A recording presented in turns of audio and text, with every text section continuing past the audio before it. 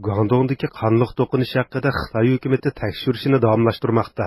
Ammo tekshirishning qadami asta, natijasi yetarsiz holatda turmoqda. Hukumat tarafining bildirishicha, voqeaga 6 nafar Uyg'ur ishchining 2 nafar Xitoy qiziga bosqinchilik qilganligi haqidagi bir saxta xabar sabab bo'lgan. Saxta xabar orqali voqeaga o't yoqdi deb qaralgan Ju familiyalik bir Xitoy qo'lga olingan. Ammo ko'rsatilgan sabab kishilarda gumon paydo qilmoqda.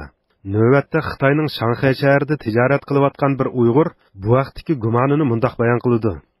Işğansızlıqla basqınçılıq qılğan, deb xəbər bergan, şunlar xalq qo'zg'alib ketib bo'lmishlar, bo'g'a deb mushta yeyib vatan degende malına payladan bu shu ham chitini qilishligiga kelib chiqdi. Ketib qolgan qizlarni urib o'ltiribdi deyman bu ham shokolatka.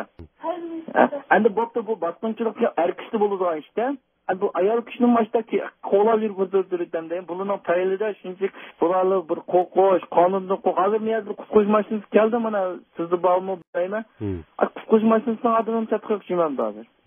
Demek bir adam da rastladığın aldak eğer bir baskınçılık karşı nefretlengen olsa o kızlarını olmaydı. Bir kızlarını vurup öldürüyordu onun görünüşte hazır. Xitoy to'qinishda boshlamchilik qilganlar va 2 Uyg'ur ishchini o'ltirgan qotillar haqida hozirgacha ma'lumot bergani yo'q.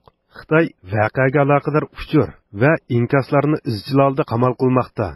To'rsaqchilari internetdagi xabarlarni udulliq o'chirib tashlamoqda. Navbatda Uyg'ur yordamlarining qaysi doktorxonada ekanligi va zavoddan yo'tkib o'tilgan 600 Uyg'urning qayerga o'rinlashtirilganligi ma'lum emas. Bugun radiomizning Guangdongchi bo'limi Shaogan noyisidagi doktorxonalardan ahvol egalladi.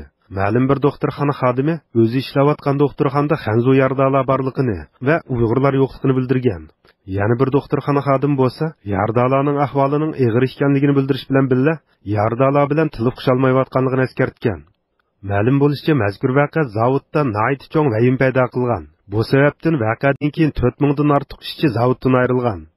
Yana xabarlarda ma'lum bo'lishicha, mazkur o'yinchiq zavodi Hongkonglik bir korxonchiga oid bo'lib, zavodda 10 mingdan ortiq ishchi bor. Zavodga bu yil 5-oy va 6-oyda bo'lib, Qashqarning Konishar noyisidan 800 nafar ishchi qabul qilingan. Muxbirimiz zavodning Xitoy ishchilaridan birini ziyorat qilganda, u Uyg'ur ishchilarining yurish-turishlaridan zavoddagi Xitoy ishchilarining norozi ekanligini oshkorlagan. Ammo bu norozilikning yangi bir ahvol emasligini bir Uyg'ur tijoratchi mundaq bayon qildi. Burulada işkiliden de Uğrayan kişiler öldürüldü bular Xitaylı sormaydı. Mesela gözümüzden köygen şu 10-20 Xitaylar qoğlab jirip balını vurup öldürüvetken sakçı gelirse kelip vurup öldürüvetkenler çatı ülekilerim çatı qaraqı ketken sakçının gözümüzden köygen çömüz. Angen türmelerdim qattiq keyin qısa qilib balı dokulap qalgan balı var şu kişilerine bular boynudan putudan sep qo'yib 5-6 ay çö. Axir kelib bular qopanmay mesela dokup qalgan açık taşıvetken sayerligi biz gözümüzden köygen qo'y. Voqea yuz bergandan keyin Konishan noyisi Guangdongga maxsus xizmat guruhi savatgan. Konishan noylik hukumatning ishxona mudiri Maynur bugun voqea haqida so'z qilgan. U so'zda Uyg'ur ishchilarining tunji qitim yurtidan ayrilganlar ekanligini, ularning sodda va ishchan dehqon bolalar ekanligini bildirgan. Ammo u Uyg'ur ishchilarini o'ltirgan va yaralantirgan Xitoy ishchilarini ayblamagan, ham jazolash talabini o'ttirib qo'ymagan. U bu voqeaning ayrim bir voqea ekanligini, Konishan noyisining amgak kuchini yo'tkash planiga ham millatlar ittifoqligiga ta'sir yetkazmaydiganligini eskartgan.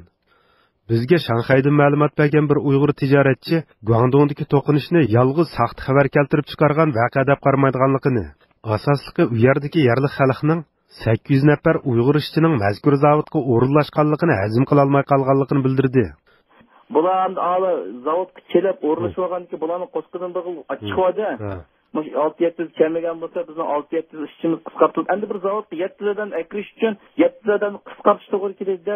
O bir Xitoyning qisqartirilgan emas, bu 6-700 Xitoyning qisqartirilganini oil tavobatlari bizni xuddi hayvon moldek ko'rib, bu odam ko'may, mushkilni bir uribsak 6-700 qarinishimiz yana kelib ishlaydi deb o'ylab, o'tbiltadi bularni. Hozir mana bu urib o'ldirib qo'ygan odamlar og'ichi bu yerda qo'g'lab yurib. Bularning qo'lida sap temir kaltakli bor. Saat 6'da neçmit ötkenki görünüşü körüvatımda. Bu sakçılı bulun sormavatımda bana öz erkin azadi yine koşullap vurup tegelledin tebrikler çekiriş yürüdü.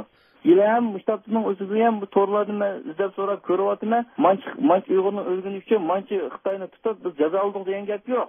Hürmetlik radyo anlıqçılar, biz voqea haqida davomli ma'lumot berishga tirishimiz. Radio anlıqçılarımız ichida voqea haqida tafsili yoki farqli ma'lumoti borlar bo'lsa, tövəndəki nomer bilan aloqa qilishni umid qilamiz. 001 202 870 62 03